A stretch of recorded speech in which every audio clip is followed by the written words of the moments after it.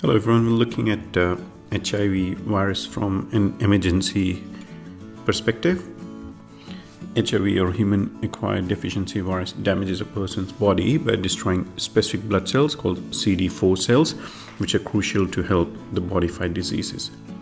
AIDS or acquired immunodeficiency syndrome is the final stage of HIV infection where CD4 cells drop to a very low level and a person's ability to fight infection is lost. Now, prevalence is about 38 million people, maybe more now, as per the 2006 data. The ones in maroon and red are the highest density with HIV. Transmission of HIV is most commonly having sex with an infected partner. It frequently spreads among injection drug users who share needles. Women can transfer to their babies during pregnancy, birth, and breastfeeding. Accidental needle sticks, blood products. Symptoms usually develop on their own within a few weeks, and then the person has no symptoms and feels normal. This asymptomatic phase can last for years. And during the asymptomatic phase, the virus continues to multiply and destroy the infection. 1 in 5 people don't know they're infected with HIV and therefore continue to spread the disease. Symptoms: some develop flu-like symptoms days to weeks after exposure. It progresses in stages. Early HIV symptoms include fever, headache, fatigue, enlarged lymph nodes, abdominal cramping, skin rash, weight loss. Chronic stage: they have diarrhea, loss of appetite, weight loss, nail changes, night sweats, confusion, difficulty concentrating or personality changes, repeated outbreaks of cold sores or genital herpes, mouth sores. HIV or AIDS: in the final stage of HIV, the immune system and CD4 levels drop so low the immune system loses its ability to fight infection. Opportunistic infections occur when one develops AIDS. You cannot die from HIV or AIDS, but you can die from AIDS-related illness such as cancer. Most common AIDS-related infections are cancers of the soft tissues called Kaposi's sarcoma, which causes brown, reddish or purple spots that develop on the skin or the mouth. Candidiasis or thrush fungal infection. Cytomegalovirus, viral infection that occurs when the CD4 range becomes lower than 50. Herpes simplex virus, malaria, pneumonia. TB or bacterial infection that attacks the lungs. Toxoplasmosis, protozoal infections of the brain. Diagnosis is by HIV antibody test, enzyme-linked immunosorbent assay. Western blot assay is used to confirm the positive ELISA test. It can take 2 weeks to 6 months from the time one becomes infected with HIV for the antibodies to be detected in your blood.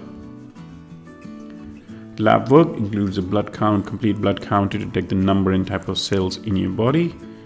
Complete metabolic panel gives info on the status of your kidneys, liver, electrolyte and AC-base balance and blood proteins. Blood cultures, syphilis testing, hepatitis A, B and C testing, TB testing, CD4 cell counts. Viral load measures the amount of HIV in the blood. Diagnostic studies include neurological studies including EEG, MRI, CT and electromyography. These are done for changes in mentation, fever of undetermined origin, changes in sensory motor function to determine effects of HIV infection. Chest X-ray may initially be normal or may reveal progressive interstitial infiltrates secondary to advancing pneumocystis pneumonia. Treatment includes highly active retroviral treatment therapy or HART, which is the most successful because it prevents the virus from replicating so that fewer T cells are destroyed. Testing for resistance is important to begin treatment. 2 blood tests are available. Genotyping assays detect mutations in the viral genes. Phenotyping assays measure the ability of the virus to grow in cells with antiretroviral medicines. Heart medicines that are most often used to treat HIV infection include NRTIs or nucleoside and nucleotide reverse transcriptase inhibitors, which block a crucial enzyme required for viral replication. Entry and fusion inhibitors, which block the HIV from ever entering or attaching to the T cells. Fusion inhibitors block HIV from inserting genetic information into T cells. Protease inhibitors prevent new viruses from functioning properly and slow progression. Now, there are two key goals of HIV treatment: low viral load, high CD4 cell count. Now, assess and manage the symptoms. So non-pharmacological nursing interventions and medications. Provide the patient education for all medications. Reason for taking drug. Action. Possible side effects. Adherence. Teach the health promotion. The stigma associated with AIDS have silenced up discussion both of its causes and of appropriate responses. Stigmatization associated with AIDS includes lack of understanding of the illness, misconceptions about how HIV is transmitted, lack of access to treatment, irresponsible media reporting, incurability of AIDS, and prejudice and fears relating to a number of socially sensitive issues, including sexuality. Global consensus on the importance of tackling AIDS related stigma and discrimination is highlighted with the Declaration of Commitment adopted by the United Nations Assembly. The declaration states that confronting stigma and discrimination is a prerequisite for effective prevention and care, and reaffirms that discrimination on the ground of one's HIV status is a violation of human rights. At the end of 2010, there were 3.4 million children living with HIV around the world. Of the 1.8 million people who died of AIDS during 2010, 1 in 7 were children. Most children living with HIV or AIDS, almost 9 in 10, live in sub-Saharan Africa. Diagnosis: important HIV-infected children are diagnosed as quickly as possible for treatment. Testing the children for HIV can be complicated, especially for those recently born to HIV-positive mothers. Antibody tests which are used to diagnose HIV in adults are ineffective in children below the age of 18 months. Requires expensive laboratory equipment, trained staff, generally unobtainable in the resource-poor areas. Treatment for children shows the progression of HIV infection. Children ideally need to be given drugs in the form of syrups or powders due to difficulties in swallowing. Major problem for children living with HIV is opportunistic infections such as TB, mumps, and chickenpox. Complete and accurate documentation of the nursing care provided during each patient visit contributes to quality care delivery. Recording assessment findings and interventions over time is required for managing HIV and AIDS as a chronic disease. Protect yourself and the patient. All patients should be considered infectious and susceptible to infection. Standard precautions apply to patients with HIV and AIDS. Hand washing before and after the patient exposure. Always wear gloves when handling body fluids. Safe handling and disposal of sharps. Safe disposal of hazardous waste. Proper disinfection and sterilization of reusable equipment. Discharge instructions include follow-up with your primary healthcare provider or infectious disease specialist as directed. Now write down your questions so you remember to ask them during your visits. People with weakened immune systems get infections more easily than others. Let your primary healthcare provider know right away if you have been exposed to a person with an infectious disease. Keep all appointments, even if they're only to get test results. Prevent the spread of HIV and AIDS. Tell all caregivers, such as your doctor and dentist, that you're HIV positive. Tell your sex or needle sharing partners that you're HIV positive. Use a condom each time you have vaginal, anal, or oral sex. Do not donate sperms, organs, or body tissues. Do not get your body fluids in the mouth, eyes, anus, or open skin cuts of others. Do not donate blood or blood products. Do not share needles or other equipment if you use injectable drugs. Do not share razors, toothbrushes, tweezers, or other objects. Do not pierce your ears, navel, or other places on your body. Practice good health habits. Brush your teeth twice a day with a soft bristled brush. Floss your teeth once a day. See your dentist every 6 months for a checkup. Wash your hands often. Use soap and rub them for at least 20 seconds. Rinse them with warm water. Dry your hands well with a clean towel, paper towel, or warm air blower. Bath or shower every day. Stay away from people who have colds or the flu. Stay away from large groups of people. This will decrease your chance of getting sick. The medicines and treatment that you receive to treat HIV and AIDS may decrease your ability to fight off illness. Stop smoking, drinking, and using street drugs of any kind. Monitor what you eat and drink. Do not drink untreated water or swallow water while you are swimming.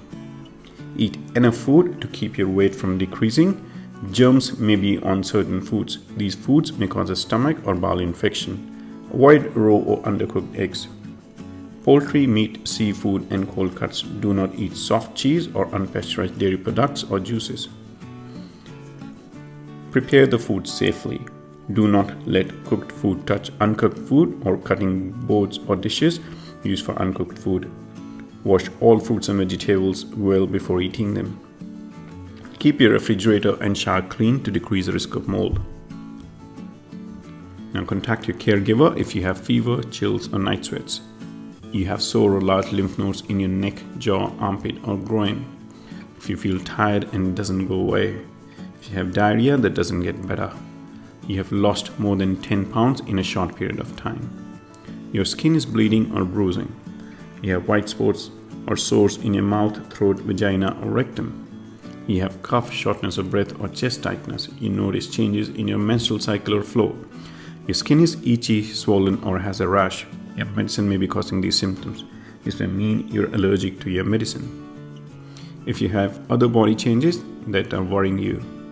If you have questions or concerns about your illness, medicine, or treatment. Now seek the care immediately or call 911 if you cannot think clearly, you have a severe headache, you have a stiff neck, you have problems seeing, you have problems with balance, walking, or speech. You have weakness in an arm or leg. You are too short of breath to move. You have chest pain. You are so weak that you cannot stand up. You are unable to drink liquids. You are so depressed you feel you cannot cope any longer. Questions. A nurse has been instructed to place an IV line in a patient that has active TB and HIV. The nurse should wear which of the following safety equipment? Sterile gloves, mask and goggles, surgical cap, gloves, mask and proper shoe wear, double gloves, gown and mask, goggles, mask, gloves and gown. The rationale is goggles, mask, gloves and gown worn, however it is not necessary to double glove. Okay, so patient who is HIV positive and has a CD4 count of 15 has just been admitted with a fever and abdominal pain. Which of these physician orders should the nurse implement first? Obtain a 12-lead ECG, call for a portable chest X-ray, obtain blood cultures from 2 sites, or give cafazolin. Answer is C. So obtain blood cultures from 2 sites and then start antibiotic therapy as rapidly as possible in immunocompromised patients. But cultures must be obtained first so that culture results will not be affected by the antibiotic. The chest X-ray and 12-lead ECG can be done after the culture is drawn. A client with newly diagnosed HIV is admitted to the medical unit with a diagnosis of AIDS. The nurse would most expect the client's history to include sleeping 6 to 8 hours, feeling of fatigue in the morning, steady weight loss over the past several months, feeling of prolonged helplessness and hopelessness. Answer is C. Steady weight loss for the last couple of months is a symptom both HIV to AIDS. The goals of nursing care related to HIV and AIDS is to reducing morbidity and mortality and increase the quality of life of people at risk for HIV and those affected by the disease.